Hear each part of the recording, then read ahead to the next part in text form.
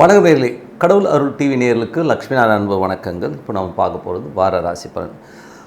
25ஆம் தேதியிலேருந்து 31ஆம் தேதி வரை எப்படி இருக்க போதான்னு பார்க்க போகிறோம். ஸோ எப்போதுமே சொல்கிறது தான் லக்னத்துக்கு பாருங்கள். ராசிக்கு பார்ப்பதை விட லக்னத்துக்கு பார்க்க ரொம்ப பர்ஃபெக்டாக இருக்கும். உதாரணமாக ஒரு மகர லக்னம் விருச்சிக ராசினா நீங்கள் விருச்சிக ராசிக்கான பலன்களை பார்க்கறத விட மகர ராசிக்கான பலன்களை பார்க்குறது ரொம்ப பர்ஃபெக்டாக இருக்கும். முதல்ல வர்றது பொது பலன்கள், அதுக்கப்புறம் தசாபுக்தி பலன்கள். உங்கள் ஜனனகால ஜாதகத்தில் என்ன தசாபுக்தி அந்தரங்கள் வருதோ அதை வந்து மிங்கிள் பண்ணி பாருங்கள், ரொம்ப பர்ஃபெக்டாக இருக்கும். வீடியோட எண்டில் டிப் ஆஃப் த வீக் இருக்குது, மறக்காமல் பாருங்கள். ரிஷபராசி. ஸோ ரிஷபராசிக்கு வந்து பார்த்திங்கன்னா உங்களுக்கு ராசியாதிபதி சுக்கிரன் 2ல் இருக்கார். ஸோ 2ல் இருக்கும்போது தொழில் ரீதியான விஷயங்கள் நிறைய மாற்றங்கள், லோன்ஸ் அப்ளை பண்ணுறதுக்கான வாய்ப்புகள் இதெல்லாமே ரொம்ப அற்புதமாக இருக்குது. ஸோ அதெல்லாமே ரொம்ப நல்லாயிருக்கும். குழந்தைகள் விஷயங்களையும் பார்த்திங்கன்னா அவங்க அடுத்த கட்டத்துக்கு முன்னேறதுக்கான வாய்ப்புகளும் ரொம்ப நல்லா இருக்குங்க. அதுக்கப்புறம் பார்க்கும்போது மனைவி கொஞ்சம் வந்து இடோடமாக பேசுகிறது, கொஞ்சம் எழுத்தறிஞ்சு பேசுகிற மாதிரி விஷயம். வேலையிலும் பார்த்திங்கன்னா கொஞ்சம் எமோட் ஆகிறதுக்கான வாய்ப்புகளும் கொஞ்சம் கவனமாக இருந்துக்கணும். அதுக்கப்புறம் 3ஆம் அதிபதி 5ல் இருக்கும்போது குழந்தைகள் நல்ல லாபங்கள், நல்ல ஏற்றங்கள் வர்றதுக்கான வாய்ப்பு, ஆன்மீக சுற்றுலா, ஆன்மீக பயணங்கள் போகிறதுக்கான வாய்ப்பும் ரொம்ப நல்லா இருக்குங்க. அதுக்கப்புறம் பார்க்கும்போது உங்களுக்கு 4ஆம் அதிபதியான சூரியன், 4ஆம் அதிபதி சூரியன் ராசியிலே இருக்கும். புதிய வீடு மனை வாங்குறதுக்கான வாய்ப்புகள், வண்டி வாகனம் வாங்குகிற யோகங்களும் கண்டிப்பாக இருக்குங்க. அதுக்கப்புறம் உங்களது 6ஆம் அதிபதியான சுக்கிரன், 6ஆம் அதிபதி சுக்கிரன் வந்து உங்களுக்கு 2ல் இருக்கும்போது கொஞ்சம் குழந்தைகள் விஷயங்களுக்காக கொஞ்சம் ஸ்டெப் எடுப்பீங்க. ஸோ குழந்தை இல்லாதவர்களுக்கு இப்போ குழந்தை பிறப்பதற்கான வாய்ப்புகளுமே ரொம்ப அற்புதமாக இருக்குது. சில பேர் வந்து நிறைய பிரயாணங்கள், தொழில் ரீதியான விஷயங்கள், லோன்ஸ் அப்ளை பண்ணுற இந்த மாதிரி விஷயங்களும் அற்புதமாக இருக்குங்க. 7ஆம் அதிபதியான செவ்வாய் 12ல் இருக்கும்போது திருமணம் சார்ந்த விஷயங்களுக்காக கொஞ்சம் அலைச்சல்கள் இருக்கும். சில பேர் வந்து பார்த்திங்கன்னா வீடு மனை சம்மந்தமான விஷயங்கள், பார்ட்னர்ஷிப் சம்மந்தமான விஷயங்கள் கொஞ்சம் அலைச்சல்கள் இருக்கிறதுக்கான வாய்ப்புகளை கண்டிப்பாக ஏற்படுத்தும். 8ஆம் அதிபதி வந்து 2ல் இருக்கும்போது கொஞ்சம் கவனமாக இருக்கணும். மூத்த சகோதர நண்பர்கள் விஷயங்கள் எல்லாமே கொஞ்சம் பர்ஃபெக்டாக பார்த்து நடந்துக்கணும். 9, 10ஆம் அதிபதியான சனி உங்களுக்கு 11ல் இருக்கும். நல்ல லாபங்களையும் நல்ல ஏற்றங்களையும் கொடுக்கும். வெளிநாடு சார்ந்த விஷயங்கள் எல்லாம் ரொம்ப அற்புதமாக இருக்குங்க. ஸோ தொழிலும் பார்த்திங்கன்னா நீங்கள் அடுத்த கட்டத்துக்கு முன்னேறதுக்கான வாய்ப்புலாமே ரொம்ப சிறப்பாக இருக்குங்க. ஸோ அதுக்கப்புறம் பார்க்கும்போது உங்களுக்கு 11ஆம் அதிபதி குரு வந்து 2ல் இருக்கும்போது கொஞ்சம் கவனமாக பேசணும். குடும்பத்தில் வந்து வார்த்தை கொஞ்சம் பார்த்து பிரயோகிக்கிறது ரொம்ப ரொம்ப நல்லது. 12ஆம் அதிபதியான செவ்வாய் ஆட்சி படத்தோடு வந்து அங்கேயே இருக்கும்போது சுப நிகழ்ச்சிகள் சம்மந்தமான விஷயங்களுக்காக கொஞ்சம் அலைச்சல்களும் கொஞ்சம் விரயங்களும் ஏற்படுறதுக்கான வாய்ப்பு நிறைய இருக்குங்க. ஸோ இதுவரை பார்த்து பொது பலன்கள், இப்போ பார்க்கும் தசாபக்தி பலன்கள். ரிஷப லக்னமாக இருந்து உங்களுக்கு வந்து சூரிய தசாபுக்தி இருந்தாலும் சூரியன் 4ஆம் அதிபதி சூரியன் ராசியிலே இருக்கும்போது புதிய வீடு மனைகள் வாங்குறதுக்கான வாய்ப்புகளுமே ரொம்ப அற்புதமாக இருக்குங்க. ஸோ அது ரொம்ப நல்ல விஷயங்கள் தான். தாயாரை பிரிஞ்சிருந்தீங்கன்னா தாயார் உங்களோட வந்து இணைவதற்கான வாய்ப்பு ரொம்ப நல்லா இருக்குது.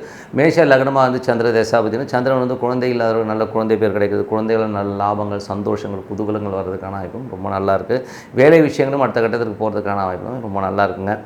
அதுக்கப்புறம் ரிஷப லக்னமாக வந்து செவ்வாய் தசாபுத்தி இருந்திருக்கும். செவ்வாய் வந்து பார்த்தீங்கன்னா 12ல் நல்ல ஒரு ஆட்சி பலத்தோடு இருக்கிறதுனால சுப நிகழ்ச்சிகள் சம்மந்தமான விஷயங்கள், மனைவிக்காக கொஞ்சம் செலவு பண்ணுறது, இந்த மாதிரி விஷயங்கள் எல்லாமே நிறைய இருக்கும். ஸோ ரிஷப லக்னமாக வந்து ராகு தேசாபுத்தி இருந்திருங்கள். ராகு வந்து 10ல் இருக்கும். தொழில் ரீதியான விஷயங்கள், ஏதாவது லோன்ஸ் அப்ளை பண்ணுறது, அந்த மாதிரி விஷயங்கள் சிறப்பாக நடக்குங்க. ஸோ அதில் வந்து கொஞ்சம் அலைச்சல்கள் தான் நல்ல லாபங்களை கொடுக்கறதுக்கான வாய்ப்பை கண்டிப்பாக கொடுக்கும். ரிஷப லக்னமாக இருந்து குரு தேசாபுத்தி இருந்திருங்கள். குரு வந்து நண்பர்கள், மூத்த சகோதர சம்மந்தமான விஷயங்களை கொஞ்சம் கேர்ஃபுல்லாக இருந்துக்கணும். கொஞ்சம் பேசும்போது கொஞ்சம் கவனமாக பேசுகிறது ரொம்ப ரொம்ப நல்லது. குடும்பத்தில் எந்த டெசிஷன் எடுக்கிறதாலும் கொஞ்சம் யோசிச்சு எடுக்கிறது ரொம்ப ரொம்ப நல்லதுங்க. ரிஷப லக்னமாக வந்து சனி தேசாபுத்தி இருந்தாங்க. சனி 11ல் இருக்காருங்க. ஸோ அவர் வந்து பார்த்திங்கன்னா 9, 10ஆம் தேதி 11ல் இருக்கும். தந்தையால் லாபங்கள், தொழிலில் அடுத்த கட்டத்திற்கு போகிறதுக்கான வாய்ப்பு, நல்ல லாபங்களை அள்ளி கொடுக்கறதுக்கான வாய்ப்புமே ரொம்ப நல்லா இருக்குது. அதே ஒரு ரிஷப லக்னமாக இருந்து புதன் தசாபுத்தி அந்தரங்கள். புதன் வந்து பார்த்திங்கன்னா 2, 5ஆம் அதிபதி உங்களுக்கு வந்து ராசியிலே இருக்கும்பொழுது நல்ல லாபங்களை கொடுக்கும். நிறைய பிரயாணங்களை கொடுக்கறதுக்கான வாய்ப்பு எல்லாமே ரொம்ப நல்லா இருக்கும். பிரயாணங்கள் நல்ல லாபங்கள் வர்றது, புதிய குழந்தை பேர் எதுக்காச்சும் ட்ரை பண்ணிங்கன்னா கிடைக்கிறதுக்கான வாய்ப்புலாம் ரொம்ப நல்லாயிருக்கு. அதுக்கப்புறம் ரிஷப லக்னமாக இருந்து உங்களுக்கு கேது தேசாபுத்தி, கேது 4ல் இருக்கும்போது சொத்துக்கள் பிரச்சனைகள் இதெல்லாம் கொஞ்சம் கவனமாக பார்த்துக்கணும். வண்டி வாகனம் சின்னதாக செலவு வைக்கிறதுக்கான வாய்ப்புகளும் ரொம்ப கவனமாக இருந்துக்கிறது ரொம்ப ரொம்ப நல்லது. ரிஷப லக்னமாக வந்து சுக்கிர தேசாபுத்தி இருந்தாலும் சுக்கிரன் 2ல் இருக்கார். அதுவும் ராகுடைய சாரத்தில் இருக்கும்போது தொழில் ரீதியான விஷயங்கள், பெரிய பெரிய திட்டங்கள் போடுறது, இந்த மாதிரி விஷயங்களுமே அற்புதமாக இருக்குங்க. ஸோ கொஞ்சம் பெரிய லோன்ஸ் எல்லாம் போகிறதுக்கான வாய்ப்பு சில பேருக்கு ஏற்படலாம். நல்ல லாபங்களை வர்றதுக்கான முயற்சிகளில் சிறப்பான முன்னேற்றங்கள் கண்டிப்பாக இருக்குங்க. ஸோ மற்றபடி என்னங்க, என்னை பொறுத்தவரை நல்ல ஒரு பிரார்த்தனை, டெய்லி வந்து ஒரு பர்டிகுலர் டைமுக்கு வந்து ஒரு பிரார்த்தனை பண்ணுறது வழக்கமாக வச்சுங்க. கண்டிப்பாக நம்ம அடுத்த லெவல் போகிறதுக்கான வாய்ப்பு ரொம்ப சிறப்பாக இருக்குது. Tip of the week. So tip of the வீக்கில் வந்து பார்த்திங்கன்னா என்ன செஞ்சால் நம்ம வாழ்வில் சந்தோஷமாகவும் அற்புதமான ஒரு வசதியான வாழ்க்கையாக வாழ முடியுங்கிறது தான் பற்றி பேச போகிறோம். ஸோ இதுக்கு எல்லோருக்குமே ஒரு பேசிக்கான விஷயங்க. இதில் வந்து எல்லோருமே மறந்த ஒரு விஷயம் என்னென்னா, ஒரு பிரார்த்தனைங்கிற ஒரு விஷயத்தை நம்ம இப்போ மறந்துட்டோம். ஏன்னா இப்போ டெய்லி லைஃப்பில் வந்து பார்த்திங்கன்னா எல்லோருமே படுக்கிறதுக்கு போகிறதே வந்து பார்த்திங்கன்னா 12 மணி 12:30 மணி இந்த மாதிரி வந்து ஒரு நைட் ஹவர்ஸில் லேட்டாக வந்து தூங்கி எந்திரிக்கிறதே வந்து 7-8 மணிக்கு எந்திரிக்கணும். ஸோ இதனால் வந்து நம்ம ஜியாகிரபிக்கல் சிஸ்டம், நம்ம பாடிக்கும் அந்த ஜாகிரபி சிஸ்டத்துக்கும் நிறைய வேறுபாடுகள் வந்துடுது. ஸோ அதனால் வந்து நமக்கு வந்து நிறைய பிரச்சனைகள், உடல் ரீதியான விஷயங்கள் கண்டிப்பாக வருதுங்க. ஸோ ஜாதக ரீதியாகவும் சரி, ஆன்மீக ரீதியாகவும் பார்த்திங்கனாலும் நைட்டு சூரியன் வந்து அவங்க என்ன சொல்ல வராங்கன்னா, சூரியன் வந்து அஸ்தமிக்குது இல்லைங்களா, 6 மணிக்கு வந்து சூரியன் வந்து அஸ்தமிக்கும் போது 6 மணிக்கு முன்னாடி 5:30 மணிக்கே வந்து உங்கள் ஃபுட்டை முடிச்சுக்கணும். ஸோ அந்த மாதிரி ஃபுட்டை முடிச்சுக்கிறது ரொம்ப ரொம்ப நல்லது. அதுக்கப்புறம் சூரியன் அஸ்தமானதுக்கப்புறம் எந்த ஃபுட்டும் எடுக்காமல் இருக்கிறது ரொம்ப ரொம்ப நல்லது. அதே மாதிரி வந்து பார்த்திங்கன்னா காலையில் வந்து பார்த்திங்கன்னா ஒரு விடியகாலில் அட்லீஸ்ட் கொஞ்சம் குறைஞ்சபட்சம் ஒரு 5 மணிக்காச்சும் எழுந்து, நீங்கள் குளிக்கலைன்னா கூட பரவாயில்ல சாமி, வாய் கொப்பளிச்சுட்டு மூஞ்ச கழுவிட்டு இறைவனை மனதார துதிங்க. ஒரு விளக்கோ இல்லை ஒரு ஊதுபத்தியை ஏற்றிட்டு உங்களுக்கு பிடிச்ச சாமி எதுவோ அதை மனதார வந்து நீங்கள் வந்து பிரார்த்தனை பண்ணுங்கள். கண்டிப்பாக நம்ம வந்து அடுத்த லெவல் போகிறதுக்கு கண்டிப்பாக அது ஒரு பெரிய ஒரு வெற்றியை கொடுக்கும். இது எப்படிங்க நீங்கள் சொல்கிறீங்க, அவன் நல்லா இல்லையா, இவன் நல்லா நிறைய எடுத்துக்காட்டுகள் நீங்கள் சொன்னாலும், என்னை பொறுத்தவரை நான் ஒரு சிறந்த உதாரணம் சொல்லுவேன். நம்ம பிராமண சமுதாயத்தில் எடுத்துக்கோங்க. அவங்க வந்து ஒரு ட்ரெடிஷனாக வந்து ஒரு வழக்கத்தை வச்சுருக்காங்க. இப்போ வந்து பார்த்திங்கன்னா காலையில் எழுந்த உடனே பார்த்திங்கன்னா காயத்ரின்னு ஒன்று பண்ணுவாங்க. ஸோ அவங்க வந்து காலையில் எழுந்தோடனே அது கம்பல்சரி பண்ணி ஆகணும். அது சூரிய உதயத்துக்கு முன்னாடியே வந்து அவங்க பண்ண ஆரம்பிச்சிருவாங்க. ஸோ காயத்ரி வந்து கம்பல்சரி அவங்க வந்து அந்த காயத்ரி தேவி மந்திரத்தை அவங்க கண்டிப்பாக பண்ணி ஆகணும். பூணூல் போட்டவங்க கண்டிப்பாக பண்ணி தான் ஆகணும். அதே மாதிரி ஈவினிங்கில் வந்து சந்தியாவந்தனம். ஸோ ஈவினிங் வந்து அந்த விஷயத்தை அவங்க வந்து கரெக்டாக ஃபாலோ பண்ணிட்டு வராங்க.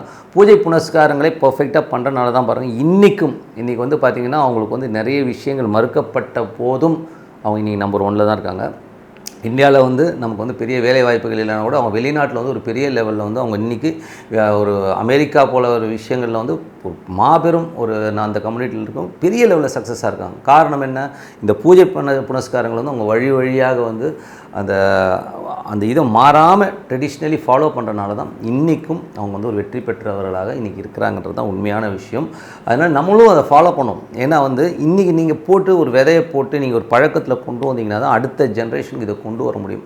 இல்லைன்னு வைங்களேன், இவன் வந்து நைட்டு 1 மணிக்கு பிரியாணி சாப்பிட போயிடுவான். ஸோ நைட்டு 1 மணிக்கு பிரியாணி சாப்பிட்லாம், 10 மணிக்கு தண்ணி அடிக்கலான்னு போனான்னா கண்டிப்பாக உடல் ரீதியாகவும் மன ரீதியாகவும் நிறைய பிரச்சனைகள் காணாமல் நம்ம அடுத்த நாள் வேலையை ஒழுங்காக பண்ணாமல் ஏகப்பட்ட பிரச்சனைகள் நம்ம லாக் ஆகிடுவோன்றது தான் உண்மையான விஷயம்.